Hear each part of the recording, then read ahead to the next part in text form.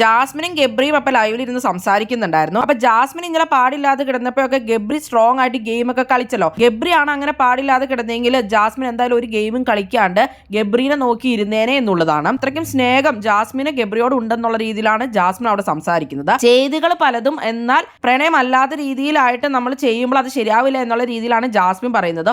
ഒന്നുകിൽ ആക്ഷൻസ് കാണിക്കാതിരിക്കണം, അല്ലെങ്കിൽ പ്രണയമായിട്ടായിരിക്കണം ഇത് കണ്ടിന്യൂ ചെയ്യേണ്ടത്. ആ രീതിയിലൊക്കെയാണ് ജാസ്മിൻ അവിടെ സംസാരിക്കുന്നത്. പക്ഷേ ഗബ്രി വളരെ സ്ട്രോങ് ആയിട്ടാണ് നിൽക്കുന്നത്. ഗബ്രിക്ക് ജാസ്മിനായിട്ട് റിലേഷൻഷിപ്പിന് താല്പര്യമില്ല എന്നുള്ള രീതിയിൽ തന്നെ എനിക്ക് ഇതിനൊരു അടിവര ഇടണം എന്നുള്ള രീതിയിലൊക്കെ ജാസ്മിൻ ചോദിക്കുന്നുണ്ട്.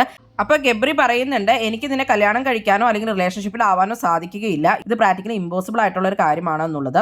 ജാസ്മിനും പറയുന്നുണ്ട്, എനിക്കിത് നടക്കില്ല എന്ന് എന്തായാലും ഉറപ്പാണ്, അല്ലെങ്കിൽ പിന്നെ എല്ലാവരും വെറുപ്പിച്ചോണ്ടായിരിക്കണം ഇത് നടക്കേണ്ടതെന്നൊക്കെ. ഫിസിക്കൽ ടച്ചിന്റെ കാര്യം മാത്രമല്ല ഞാൻ സംസാരിക്കുന്നത്, മെയിൻ ആയിട്ട് നമ്മൾ കണ്ണുകൾ കൊണ്ട് കാണിക്കുന്ന കാര്യങ്ങളാണ്. അതിൽ പ്രണയമാണ് കാണുന്നത്, അത് ബുദ്ധിമുട്ടാണ് എന്നുള്ള രീതിയിലൊക്കെയാണ് ജാസ്മിൻ അവിടെ സംസാരിക്കുന്നത്.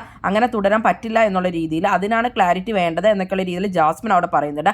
അപ്പോൾ റസ്മിനും പറയുന്നുണ്ട്, രണ്ടുപേർക്കും അത് ഓക്കെ അല്ല, ഒരാൾ അത് ബാധിക്കുന്നുണ്ടെങ്കിൽ ആ രീതിയിലല്ല അത് കാണിക്കേണ്ടേ എന്നുള്ളത്. അപ്പോൾ ഗബ്രി പറയുന്നത്, എന്താണ് കുഴപ്പം, കണ്ണിലൂടെ പ്രണയം കാണിച്ചാൽ എന്താണ് കുഴപ്പം എന്നൊക്കെയാണ് ഗബ്രി ജാസ്മിനോട് ചോദിക്കുന്നത്. എനിക്ക് അങ്ങനെ കണ്ണിലൂടെ വന്ന എക്സ്പ്രഷൻസിനെ അല്ലെങ്കിൽ ആ പ്രണയത്തെ ഒന്നും കൺട്രോൾ ചെയ്യാനൊന്നും അറിയില്ല എന്നുള്ളതാണ് ഗബ്രി പറയുന്നത്.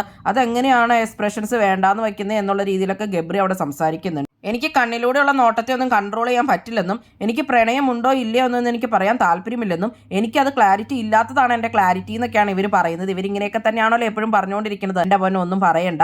അപ്പം നിങ്ങൾക്ക് എന്താണ് തോന്നുന്നത് ഇവരുടെ ഈ കാട്ടായൊക്കെ കാണുമ്പോൾ? ഈ ടോപ്പിക്ക് എപ്പോഴും എടുത്തിട്ട് ജാസ്മിൻ ഗബ്രീനെ ബുദ്ധിമുട്ടിക്കുകയാണെന്നാണ് ഇപ്പോൾ ഗബ്രി പറയുന്നത്. ഗബ്രിയായിട്ട് ജാസ്മിനോട് ദേഷ്യപ്പെട്ടാണ് ലാസ്റ്റ് സംസാരിക്കുന്നത്. ഗബ്രിക്ക് ദേഷ്യം വന്ന് തുടങ്ങിയ ഈ ടോപ്പിക്ക് എടുത്തിട്ടാണ് ഗബ്രി ജാസ്മിനോട് പറയുന്നത്. ഇനി എനിക്കിത് സംസാരിക്കേണ്ടതെന്നും ഗബ്രി പറയുന്നുണ്ട്. കൂടുതൽ ബിഗ് ബോസ് വീഡിയോകൾക്കും ബിഗ് ബോസിന്റെ ലേറ്റസ്റ്റ് ലൈവ് അപ്ഡേറ്റ്സിനുമായിട്ട് ഈ ചാനൽ സബ്സ്ക്രൈബ് ചെയ്യണേ, സപ്പോർട്ട് ചെയ്യണേ. അടുത്തൊരു വീഡിയോയുമായി ഉടനെ കാണാം.